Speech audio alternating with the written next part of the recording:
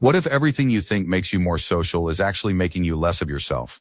What if every smile you fake, every laugh you force, every opinion you swallow to avoid conflict is literally rewiring your brain for stupidity? What if I told you that right now as you're watching this, you're probably performing even for me? Here's the brutal truth nobody wants to hear. The more we try to fit in, the more we disappear. And I'm not talking about some feel-good self-help nonsense. I'm talking about the systematic destruction of your ability to think clearly, make independent judgments, and recognize your own voice when everyone else has gone silent. 2,000 years ago, there was a man named Diogenes. He lived in a barrel. He owned nothing. He mocked kings, philosophers, and crowds alike. People called him crazy. History calls him a genius. He saw something we refuse to face, that society doesn't want thinkers, it wants functional pieces. And most of us, we're so busy being functional, we've forgotten how to think. But here's what's different about today. Diogenes had to deal with a few hundred people in his city. You're performing for thousands. Every day, every post, every interaction. You've turned your entire life into a 24/7 audition for people who don't even know your real name.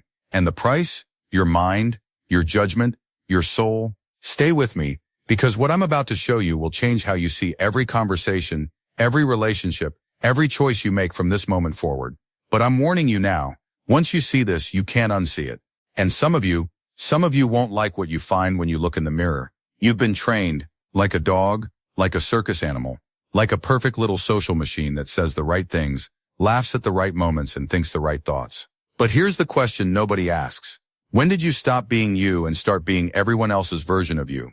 Think about it. When was the last time you said exactly what you thought without calculating the reaction? When was the last time you made a decision without wondering what others would think? When was the last time you were alone with your thoughts and didn't immediately reach for your phone? Can't remember? That's because you've been living in an invisible cage. And the bars? They're made of every like you've chased, every fake laugh you've performed, every silence you've chosen to avoid discomfort. Each one adds another brick to your mental prison. Here's how it works. From the moment you could speak, you were taught that being accepted is more important than being authentic. You were taught to smile when you felt angry, to say fine when you felt broken, to agree when you wanted to argue, to laugh when nothing was funny, and your brain, it learned, it adapted, it optimized for social survival. But here's what nobody told you. Every time you betrayed your authentic response for a socially acceptable one, you weakened your ability to trust your own judgment. You don't know who you are when no one's watching, because you're never not being watched. Even when you're alone, you're performing for the imaginary audience in your head, the phantom jury that's always deliberating your worth. Social hyperconnectivity isn't connection. It's self-betrayal on autopilot. It's the slow, systematic replacement of your inner voice with the collective murmur of everyone else's expectations. And the most insidious part? You think this makes you smarter. You think being socially aware, emotionally intelligent, and culturally fluent makes you sophisticated. But what if it's the opposite? What if all that social intelligence is just elaborate stupidity dressed up in nice clothes? Let me tell you something that will make your skin crawl. You perform different versions of yourself so automatically you don't even realize you're doing it. With your parents, you're the dutiful child. With your friends, you're the cool one. With your boss, you're the professional. With strangers, you're the polite citizen. But which one is real? Which one is you? Plot twist, none of them. They're all masks. And you've been wearing them so long you've forgotten there's a face underneath. We've confused being liked with being real. We've mistaken popularity for authenticity. We've traded depth for breadth, substance for surface, truth for approval. And we call this social skills? Here's what socialization really does. It makes you polished, predictable, and palatable. It sands off your rough edges, your weird thoughts, your inconvenient truths. It teaches you to be a smooth stone instead of a sharp knife. But smooth stones don't cut through lies. They don't slice through illusions. They don't draw blood when someone needs to bleed, truth. Society doesn't want thinkers. It wants functional pieces. It wants people who show up on time, follow instructions, and don't ask uncomfortable questions. It wants citizens, not philosophers. Consumers, not creators. Followers, not leaders. And the beautiful, terrifying irony, the better you get at being social, the worse you get at being human. Think about the smartest people you know, not the ones with degrees or titles. The ones who see through bullshit. The ones who ask the questions nobody else dares to ask. The ones who make you uncomfortable because they refuse to play the game. How many friends do they have? How popular are they at parties? How often do they get invited to things? Exactly. Because intelligence and popularity are inversely related. The sharper your mind, the more it cuts through social pretense. And social pretense, That's the glue that holds most relationships together.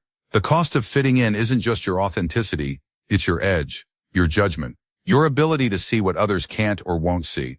Every time you choose to be liked over being real, you sacrifice a piece of your intellectual independence. And here's the kicker. You do it willingly, eagerly. You beg to be accepted into groups that require you to lobotomize yourself for membership.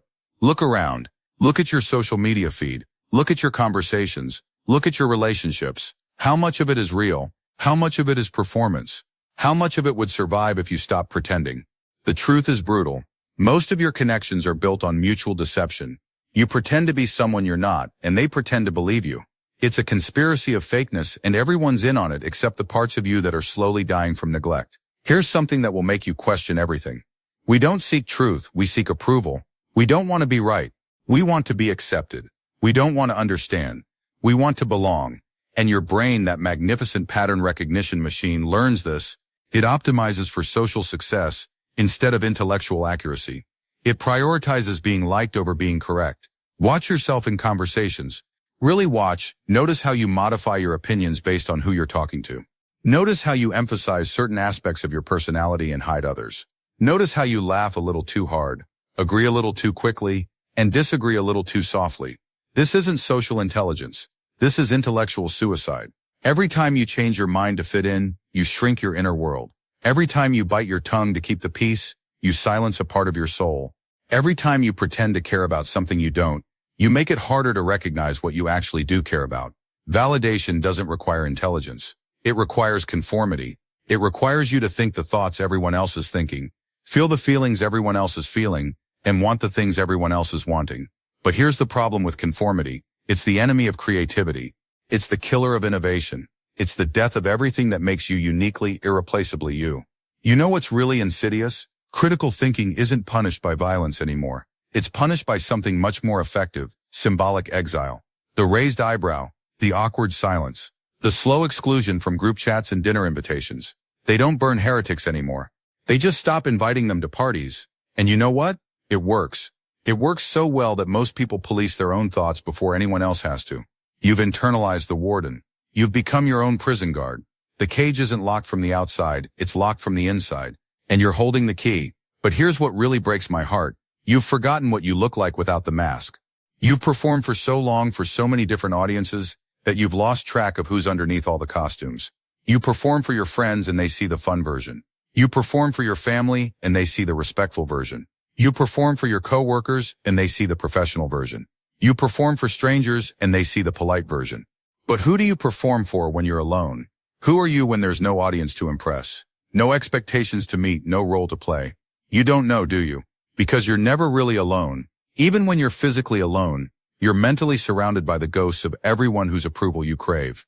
Each version of you becomes a mask, and you wear so many masks. Switch between them so frequently that you've forgotten there's a face underneath. The actor has consumed the author. The performance has eaten the performer. Diogenes didn't live in a barrel because he hated people.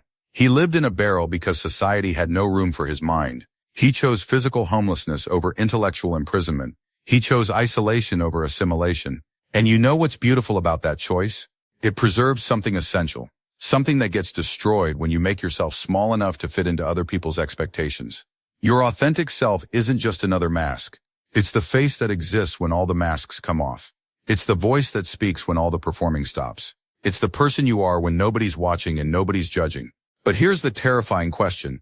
Is there anyone left under there? Or have you performed yourself out of existence? Let me ask you something, and I want you to really think about this. Why are you scared of being alone with your thoughts? Why do you immediately reach for your phone when there's a moment of silence? Why do you fill every quiet space with noise, every empty moment with distraction, every pause with activity? Because in silence, there are no witnesses and no applause. In silence, you can't perform, you can't impress, you can't pretend. In silence, you're forced to confront the person you've been avoiding, yourself, and that terrifies you because you're not sure there's anyone there anymore. Try this experiment. 1 week with no audience, no social media, no validation, no performing. Just you alone with your thoughts, your feelings, your real opinions, your authentic reactions. Can you do it? Can you go 7 days without posting, without scrolling, without seeking approval, without playing a role? If the thought of that experiment makes you anxious, if it makes you uncomfortable, If it makes you want to make excuses, then congratulations, you've already been absorbed. You've already lost yourself in the crowd. The noise isn't just around you, it's inside you. The crowd isn't just outside, it's in your head. You've internalized the audience so completely that you can't tell the difference between your thoughts and their expectations. And that's not social intelligence, that's social insanity. Here's something that will blow your mind. The smarter you are, the better you get at this self-destruction. Intelligence doesn't protect you from social conditioning. It makes you better at it. Smart people learn faster. They adapt quicker. They optimize more efficiently. So when the game is fitting in, intelligent people become masters of self-betrayal. They learn to read the room, to mirror energy, to say what people want to hear.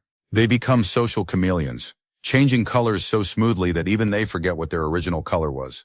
Intelligence becomes obedient diplomacy. Wisdom becomes polite conformity.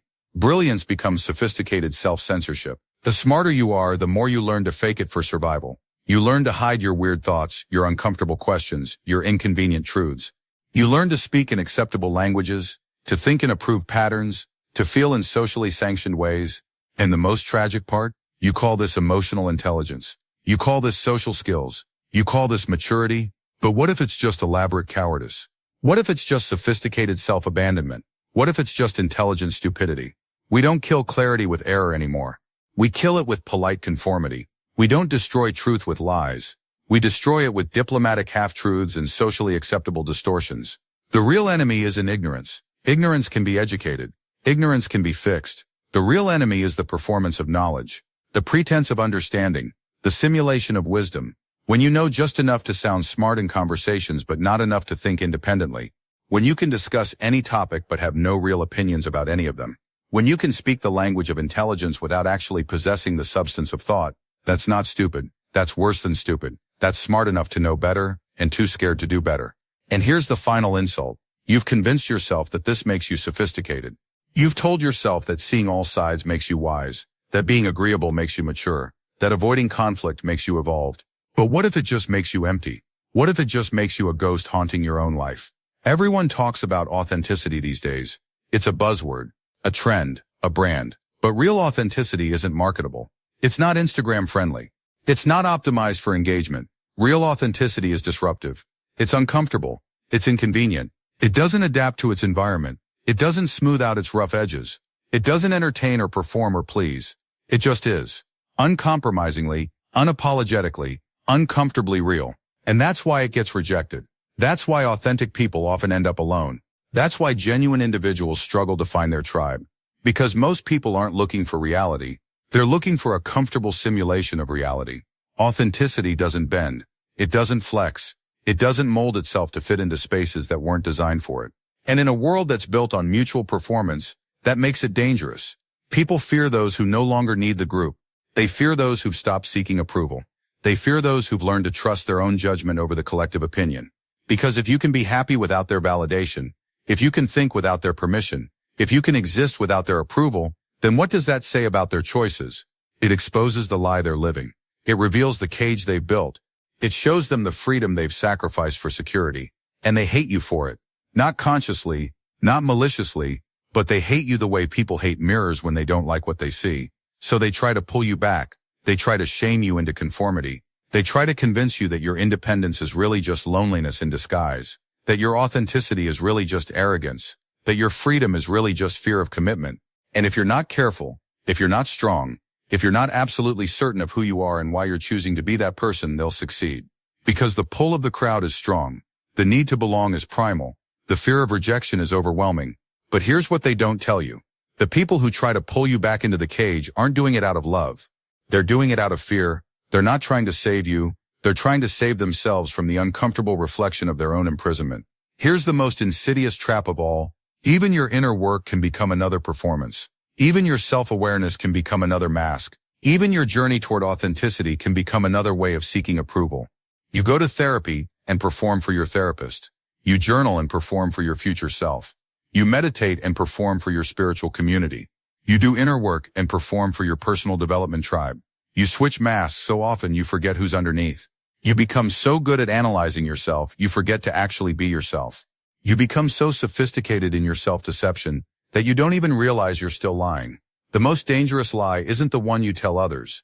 It's the one you tell yourself while believing you're being honest. You convince yourself that you're growing when you're just finding more elaborate ways to hide. You convince yourself that you're healing when you're just learning new languages of self-betrayal. You convince yourself that you're awakening when you're just falling into a deeper sleep. And the most tragic part? You surround yourself with people who are playing the same game, telling the same lies, wearing the same masks. You create communities of mutual deception and call it authentic connection. You live in a crowd but die inside a lie, smiling all the way. The most terrifying loss isn't your money, your health, or even your relationships. It's your own reflection. It's looking in the mirror and not recognizing the person staring back at you. It's realizing that you've become a stranger to yourself, that you've spent so much time being who others wanted you to be, you've forgotten who you actually are.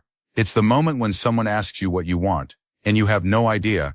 When someone asks you what you think, and you automatically scan for the socially acceptable answer. When someone asks you who you are, and you start listing your roles instead of revealing your soul, that's the moment you realize you've been living someone else's life in your own body. You've been thinking someone else's thoughts with your own mind. You've been feeling someone else's feelings with your own heart. And the person you were meant to be, they've been buried so deep under layers of performance and pretense that you're not sure they still exist. But here's the beautiful, terrifying truth. They do. That person is still there. Under all the masks, behind all the performances, beneath all the lies you've told yourself and others. That authentic self is still alive. Wounded maybe, tired, probably, angry, definitely, but alive, and they're waiting for you to remember them. They're waiting for you to stop performing long enough to hear their voice. They're waiting for you to get quiet enough to feel their presence. They're waiting for you to come home. Once you see this illusion, you can't go back. Once you recognize the performance, you can't unknow it. Once you feel the weight of the masks, you can't pretend they're not there. You can keep performing, but you'll know it's a lie. You can keep pretending, but you'll feel the emptiness. You can keep fitting in, but you'll know what you're sacrificing. And that awareness, that's both a curse and a gift. A curse because ignorance was easier. A gift because consciousness is the first step toward freedom. But here's what nobody tells you about waking up. There's no map for what comes next. There's no manual for authenticity. There's no guide for becoming yourself. Because being yourself isn't a destination. It's not an achievement. It's not something you become and then stay forever. It's a practice, a choice, a commitment you make every day, in every moment, in every interaction. It's the choice to feel what you feel instead of what you think you should feel. To think what you think instead of what you think you should think. To want what you want instead of what you think you should want. It's the choice to disappoint people rather than betray yourself. To be misunderstood rather than be false. To be alone rather than be empty. And let me be clear, this isn't easy. This isn't comfortable. This isn't socially rewarded or culturally celebrated. This is hard. This is lonely sometimes. This is the most difficult thing you'll ever do. Because you're not just changing your behavior, you're rewiring your brain. You're not just changing your relationships. You're changing your entire relationship with reality. You're choosing to live from the inside out instead of the outside in. You're choosing to be guided by your inner compass instead of the crowd's opinion. You're choosing to trust yourself instead of trusting everyone else. And that requires radical self-responsibility. It requires you to stop blaming others for your choices. It requires you to stop waiting for permission to be yourself. It requires you to stop seeking validation for your existence. It requires you to become the author of your own life instead of just the actor in everyone else's story. So here's the question that will change everything. How much of you is still trapped in their gaze? How much of your identity is built on other people's opinions? How much of your self-worth depends on external validation? How much of your life is performance and how much is authentic expression? Be honest. Be brutal. Be real. Because until you know how much of you is still trapped, you can't begin to set yourself free. And when you find the answer, when you see how much of yourself you've sacrificed for acceptance, when you realize how much of your life has been performance instead of presence, don't run, don't hide, don't pretend you didn't see it, don't make excuses or rationalizations or justifications. Face it, feel it, let it break your heart if it needs to. Because that heartbreak, that's not weakness, that's awakening. That's your authentic self mourning all the years they spent in exile. That's your soul grieving for the life you could have lived if you hadn't been so afraid to live it. And then when you're done mourning, when you're done grieving, when you're done being angry at yourself and everyone else who participated in this elaborate deception, do the most radical thing of all. Transform it. Use that pain as fuel. Use that anger as energy. Use that grief as guidance. Start making different choices. Start saying what you mean. Start feeling what you feel. Start wanting what you want. Start disappointing people who need you to be small to feel big. Start confusing people who need you to be predictable to feel safe. Start threatening people who need you to be weak to feel strong. Start being yourself, unapologetically, uncomfortably, uncompromisingly, because freedom doesn't mean being alone. It means being whole. It doesn't mean being isolated. It means being integrated. It doesn't mean having no relationships. It means having real relationships. Real relationships with people who can handle your reality, who appreciate your authenticity, who celebrate your strangeness instead of trying to cure it. Real relationships with people who don't need you to be anything other than what you are, who don't require performance or pretense or polite deception. Real relationships that can survive honesty, weather conflict, and thrive on truth. And yes, you'll have fewer relationships. Yes, you'll be understood by fewer people. Yes, you'll fit into fewer spaces. But the relationships you do have will nourish your soul instead of draining it. The people who do understand you will see you instead of just your performance. The spaces you do fit into will celebrate your presence instead of tolerating it. Quality over quantity. Depth over breadth. Truth over comfort. That's the trade. That's the price. That's the cost of coming home to yourself. And it's worth it. God, is it worth it? Because on the other side of authenticity is a life that actually belongs to you. A mind that thinks your thoughts. A heart that feels your feelings. A voice that speaks your truth. On the other side of authenticity is the person you were meant to be before the world told you who you should be. On the other side of authenticity is freedom. And freedom, real freedom, isn't the ability to do whatever you want. It's the ability to want what you want, to think what you think, to feel what you feel, to be who you are, without permission, without apology, without fear. That's what Diogenes understood 2,400 years ago. That's what every authentic person throughout history has discovered. That the cage isn't real. The performance isn't necessary. The masks aren't permanent. That underneath all the social conditioning, all the cultural programming, all the expectations and assumptions and demands, there's still a person there. There's still you there, and you're worth finding. You're worth freeing. You're worth the discomfort and the confusion and the loneliness and the fear that comes with choosing authenticity over acceptance. You're worth the journey home to yourself. So stop performing, stop pretending, stop waiting for permission to be real. Start now. Start here. Start with this moment. Who are you when no one's watching? Who are you when no one's judging? Who are you when you don't have to be anything for anyone? Find out, and then have the courage to be that person even when everyone is watching, even when everyone is judging, even when everyone wants you to be something else. Because that's not just authenticity, that's rebellion. That's revolution. That's the most radical act you can commit in a world that profits from your self-betrayal. Be yourself. Be completely uncompromisingly, unapologetically yourself. The world needs what you have to offer, but only if you stop hiding it behind masks that make you look like everyone else. Stop being more sociable. Start being more real. Stop trying to fit in. Start standing out. Stop performing your life. Start living it, because the person you're meant to be is waiting, and they've been waiting long enough.